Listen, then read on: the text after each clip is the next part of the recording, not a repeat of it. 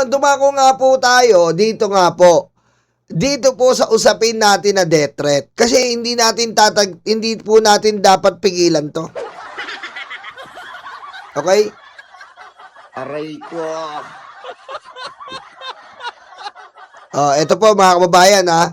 For example, school bullying is not a justification for violence. Okay? Triggered by bullying is no excuse. Ang pagpipili na gumamit ng daas ay palaging pananagutan. Mga kababayan, ganito po. Ha? Ang pagpili po ng paggamit ng daas, hindi po yan aksidente. May pananagutan po yan sa batas. Gaya rin po itong death threat. Okay? Ikaw ay nagbabanta. Ikaw ay nagde-death threat. Ikaw ay nagpaplano na pumatay ng tao. Yan po mga kababayan, mga karayuma, ay may pananagutan. Hindi po yan sinasabi ni Cayetano tatanga-tanga, kukupal-kupal, luluga-luga. Na, edi, pag pinatay si Sarah, tsaka pa lang niya papatayin si BBM. Ang galing! Aray ko. Wala pong ganon! Ha? Wala pong ganon, mga karayuma. Pag namatay hindi pa naman pinapatay si Sarah, so hindi pa mamamatay si BBM. Amazing! Aray ko.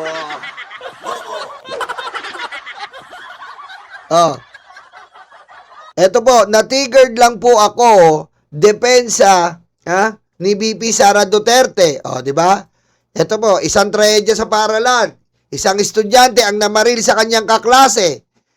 Nang tanungin kung bakit, ang sagot niya, na-triggered lang ako, matagal na nila akong binubuli.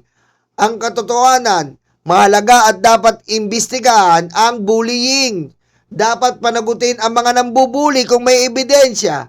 Ang pagiging biktima ng bullying ay maaaring magpaliwanag ng galit. Pero hindi ito otomatikong ginagawang katanggap-tanggap ang pananakit o pagpatay. Ganito rin ang prinsipyo sa lahat, lalo na sa public official.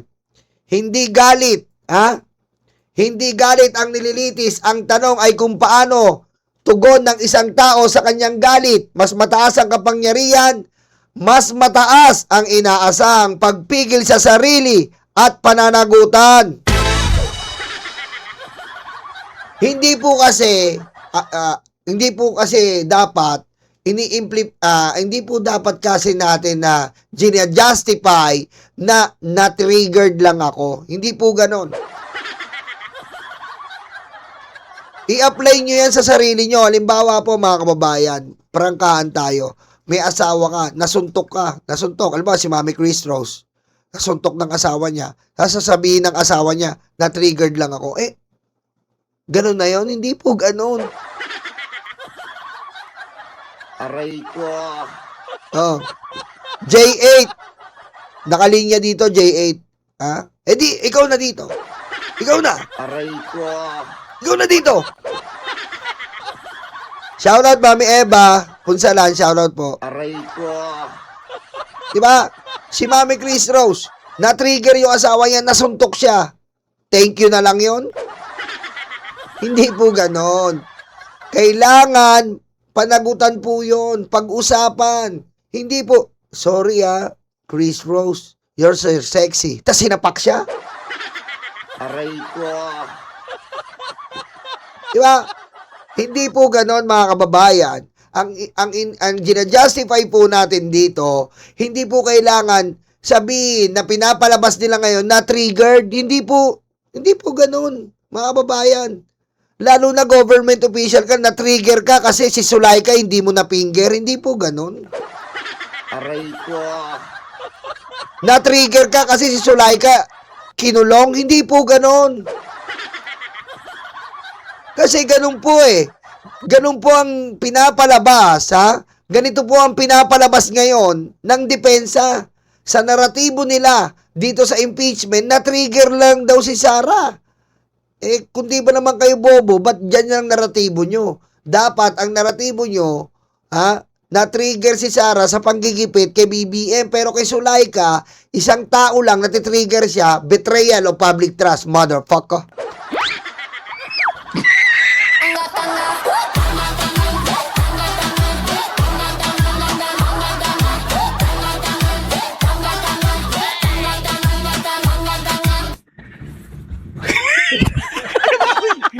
Ngayon, bakit hindi sapat ang na-triggered lang ako bilang depensa? Sabi ni Edgar Ortega, okay ka Nyolo, very good ka talaga. Ang pogi-pogi mo, lalo na yung buhok mo, ang suwabe. Sana ganyan ka palagi. Ang haba naman. Iklian nyo na yung message ha. Iklian nyo lang kung pogi-pogi lang. Aray ko. Ang batas ay may hangganan. Ang galit o pagka-frustrate ay hindi lisensya para manakit ng kapwa. Gaya nga po ng sabi ni Cayetano, hindi pa pinatay si hindi pa pala pinapatay si Sarah. So buhay pa si BBM. Any death threat po mga kababayan, death threat is a sign, is a warning that maybe or in the future they will be a death. Diba? Kaya nga, ang sabi ni Digamo, tama ba? Digamo ba yon? Digamo ba? Digamo ba yon? Digamo ba yon, Alex? Yung namatayan? Yung namatayan? Yung namatayan? Aray ko. Digamo. Thank you, Joby, knock-knock muna tayo, Digamo. Digamo. Knock-knock muna tayo, pampawala ng sakit sa leeg. Digamo. Digamo, kokoro ay chichamo. Haracha, yamechi achucha. Digamo. Aray ko.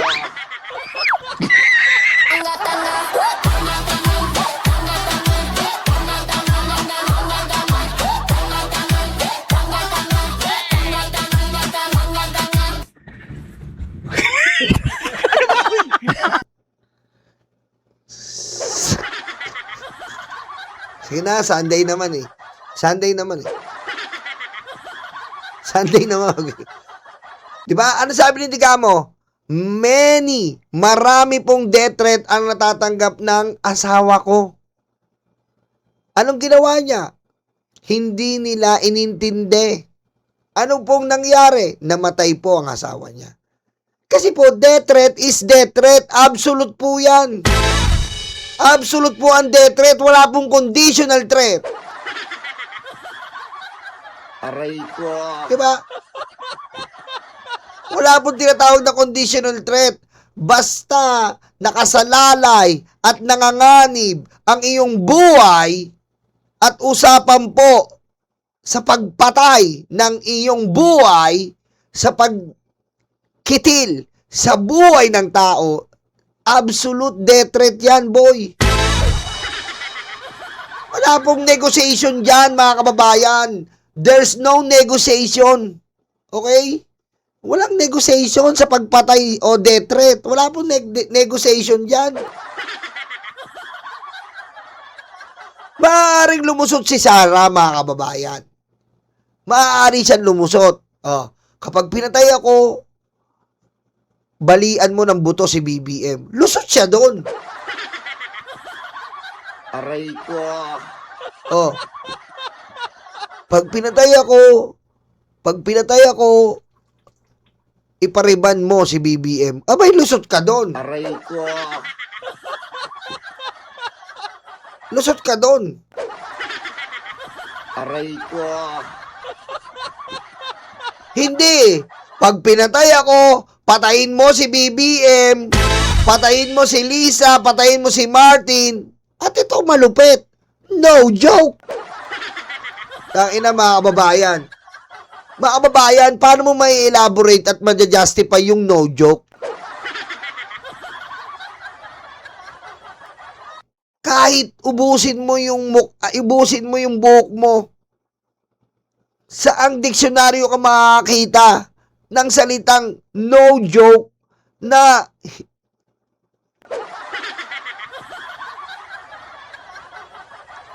saka makakita na no joke ang ibig sabihin nagbibiro lang. Aray ko. Saka makakita ng no joke ibig sabihin na triggered lang. Kahit sa diksyonaryo. Aray ko. May mataas na pinaasahan sa mga pinuno. Kung sa estudyante may pananagutan, ayan po sa estudyante na nakabaril sa Tacloban, may pananagutan. Lalo na sa opisyan na numpang ipagtanggol ang konstitusyon, mas malaki po ang dapat nating sinisingil kay Sara sa mga nagawa niya kaysa sa mga ordinaryong tao. Putang ina mga kababayan, sorry talaga. Alam nyo na naman to hindi ko na ito throwback Alam nyo to, yung nag-death threat sa tatay niyang namiminger ng katulong. Stupid. Diba? Okay, sleep ka na po, Mami Eva, salamat po. Di ba? Yung namiminger ng katulong na tatay niya, sinabihan ng teacher, anong ginawa nila? Takot na takot sila.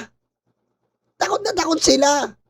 Tangina mabait pa nga si BBM Kung si Duterte po, yung teacher pinatulan, si BBM, yung vice president pa kaya, hindi kaya niyang patulan.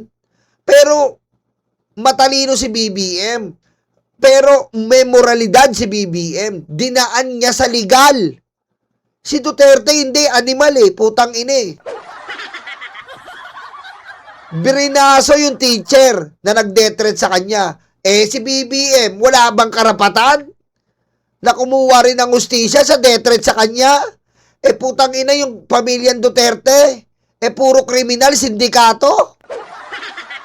Aray ko. Diba? Hoy, Mami Lorna Tulaguchi. Salamat po. And, Mami, thank you. Shoutout din po sa mga kapatid ni Mami Lorna sa Ilocos. Ayan po si Mami Lorna kasama natin sa Ilocos. Ayan ang nakasama natin sa Ilocos at pupunta uli kami ng Ilocos. Aray ko. Mami Lorna, salamat po.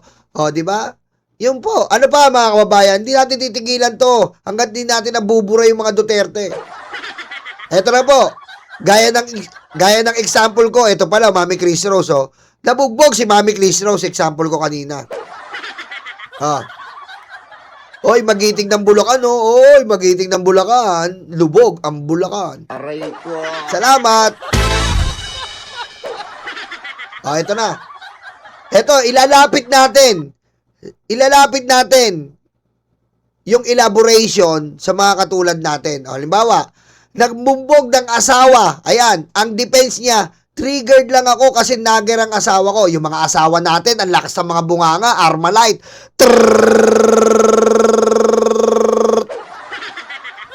Aray ko. Diba? Yung mga asawa natin na ang bunganga, putek Armalite. Tapos yung utak, daig pa si Merriam Webster, binabalik nila yung history.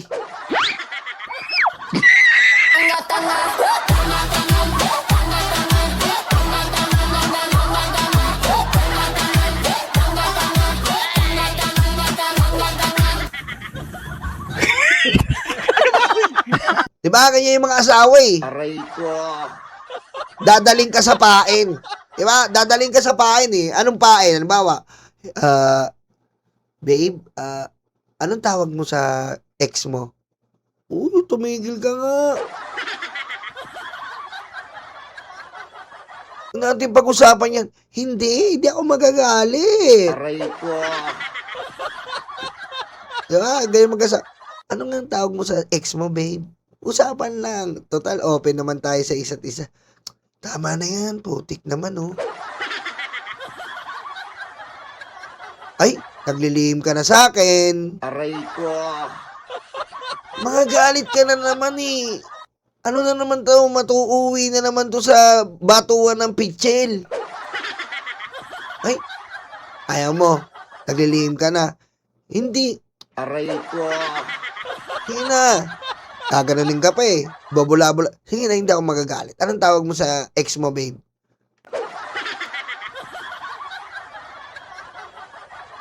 No, sige na nga. Ang tawag ko doon, asawa ko. Ano? Asawa ko. Asawa ko? Ano ko? Anak nyo? Babe? Ikaw talaga.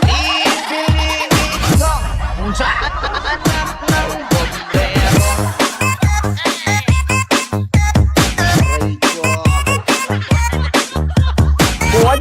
国家主席习近平 Away na. Di ba? Away na, di ba? Away na yun. Ganon yung mga babae. Di ba? Plot 1 yan sa history. Pusang inang yan. Plot 1 yung mga babae sa May pumapasok. Aray ko.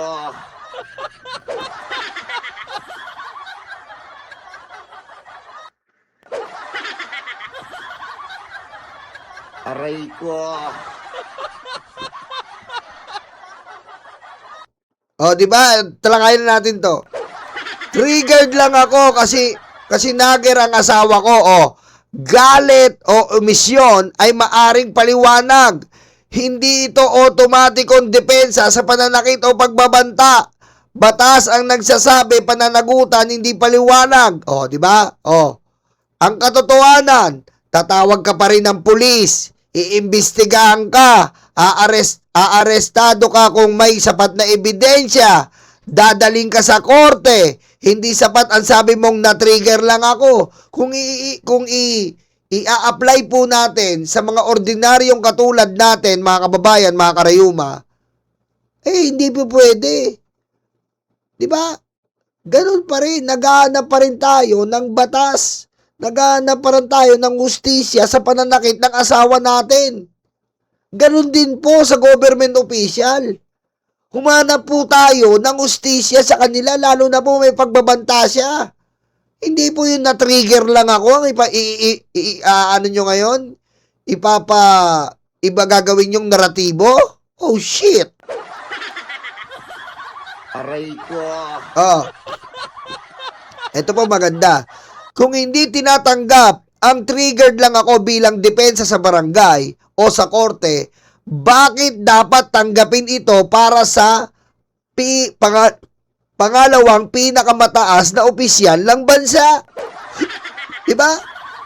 Kung tayo po, pumunta ka sa barangay, sinabi ko, na-triggered lang po ako kaya ako nasapak yung asawa ko.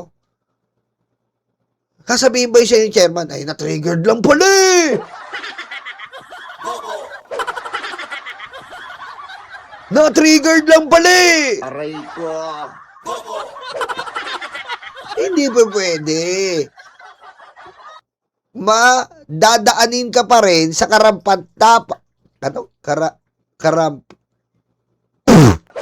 Aray ko. dadaan ka pa rin sa karampatang batas. Di ba? Ito pa, last. Triggered is not a defense. Accountability is not optional. Sara Duterte, lawyer, said she was triggered, so she threatened to kill the president and talk to someone to the deed. Ayan po yung pinapakalat ng depensa. Napakabobo, di ba? Hindi po pwedeng sasabihin mo na triggered ka. Mga kababayan, pambobo yun. Okay? Every action, lalo na ikaw ay pangalawang pinakamataas na gobyerno, every action, every step, every move, every step you take, Aray ko. every move you make, every single day, every time I pray, I'll be watching you. Aray ko. Oh, can you see may tiniling Aray ko. ini? Aray ko. Diba? Gaya nga po ng sabi sa kanta, kahit every step na ginagawa mo, every move na ginagawa mo, nakikita ka ng Pilipino dahil ikaw ang pinakawalang niya. Pangalawang pinakamataas na posisyon sa ating bansa. Tapos ipapakita mo nagde-detret ka. Tapos ipapakita mo nagmumura ka. Tapos ipapakita mo nag-hire ka ng assassin. Tapos ipapakita mo magpapatay ka. Putang ina mo. Mo bang maging safe sa tamang tao? Ito ang dapat mong gawin. First step, second steps, helmet. Sabi nanay ko, hotdog, ang binili mo potlong, tapos nagreklamo nanay ko, nagalit ka?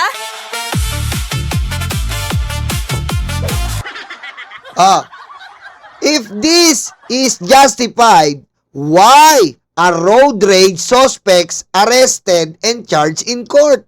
Mga kababayan, road rage. Na-triggered, gun toting. Nanutok ng baril lang. Diba? Ini-example nila yun. Nanutok ka lang ng baril. Mananagot ka na. Mga kababayan, nasa airport ka. Loko-loko ka. Nagbiro ka. May bomba ako. Sapul ka. Kulong ka.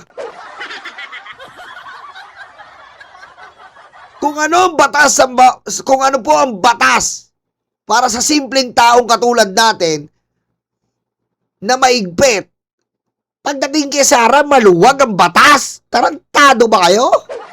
Aray ko. Ha?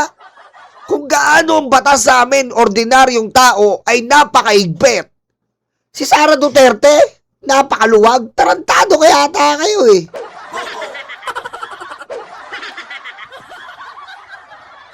Dapat, kung ano ang ini-implement sa aming batas, mas doble pa nga sa mga government official. Dahil kayo ay instrumento lang ng taong bayan.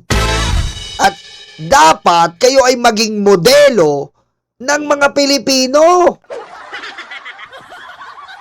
Diba? You must, because you every day can influence our fellow Filipino people imploring the aid of the Almighty God. Diba? Ano sabi ni your Philippines? The end doesn't justify the means. Okay. Hindi. Kay Sara, the end is near. Aray ko. Sabi niya, Vice President, na-triggered lang ako. Publicly threatened to have killed the President. Talk to someone to the deed. Not a private outburst, a public and deliberate act. From an ordinary citizen, it's a crime. From a public official, it's betrayal of public trust. Linaw eh. Diba? Sa atin po, krimen yun. Nagbanta ka, krimen yan. Si Mang Jose, pinagbantaan ko dahil sa 19628, araw-araw, krimen yan. Ngayon, kapag public official ka, yan ay betrayal of public trust. Bakit po? Pinagkatiwalaan ka ng mga publiko na gagampalan mo ang iyong trabaho, pero ikaw mismo ang sumira sa imahe ng Vice Presidente. Tandaan po natin, ang Vice Presidente po, huwag niyong tingnan yan as Sara Duterte. Tingnan niyo po ang Vice Presidente bilang gampanin ng isang tao. Vice-presidente. Ang vice-presidente, kailangan modelo ka. Ang vice-presidente, kailangan maayos ka. Ang vice-presidente, kailangan may moral ka. Ngayon, kung isasalpak mo si Sara Duterte sa vice-presidente, betrayal of public trust na agad. Aray ko. Napakalinaw po. Posisyon niyang vice-presidente. Ha? Hindi yan basta-basta. Kung sana kung ordinaryo ka na, na presidente ng TODA, lahat ng gagalawan mo, lahat ng gagalawin mo, lahat ng kikilusan mo, lahat ng kikilusin mo, makikita yan dahil ikaw ang pangalawang pinakamataas. Tapos ganyan ang ehemplong ihatid mo sa Pilipino. Motherfucking tape. Aray ko. Anger explains behavior. It does not justify it. The Constitution demands judgment, restraint, and respect for the rule of law, especially from those in the highest office of the land. Mga babayan, kung ganyan po, papalusutin natin si Sara. Ano pong magiging future? Ha? Ano pong magiging future natin? Kasi kung hindi natin pinapanagot ang mga bagay na to, sa future wala to. Kasi magiging this situation will be an example to the future and of our generation. Your Honor, Mr. Chair. Pagod dire-diretso salita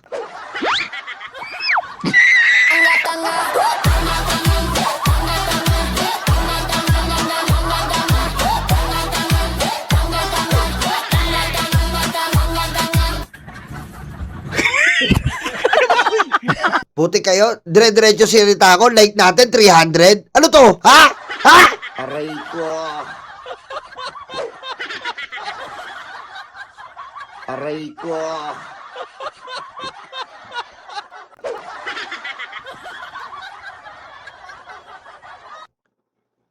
Dire-diretso tayo, like natin 300. Ano to? Ha?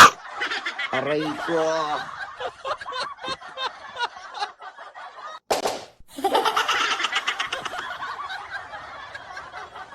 Aray ko. Ayop na like yan, oh. Wala pa nga 300. Aray ko. Na linggo-linggo na high blood tayo, ah. Nakatulala na naman kayo. Aray ko.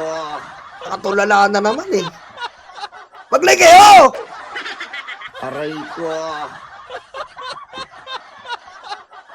Ano yun yung like niya? Wala pa palang 300, oh.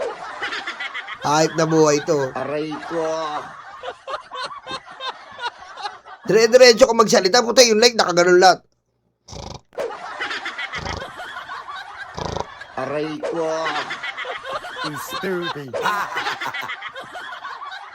Ilan like to? Yun, umabot din ng 300. Amen! Maraming salamat po sa nag-like.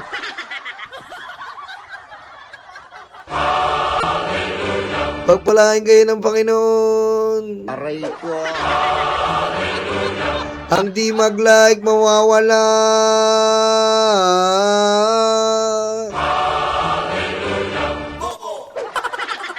Di ba?